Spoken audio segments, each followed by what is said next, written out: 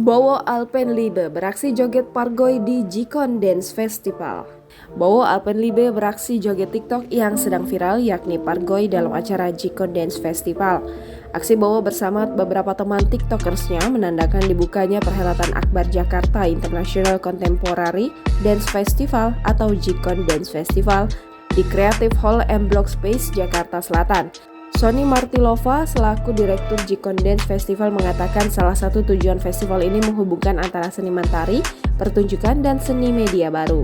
Hadirnya Prabowo Mondardo alias Bowo Alpenlibe menjadi bukti bahwa kesenian tari tak bersifat kaku, tapi bisa mengikuti tren kekinian.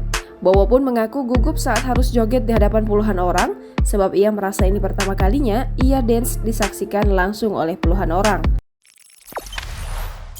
Jangan lupa subscribe, share, komen, dan like ya!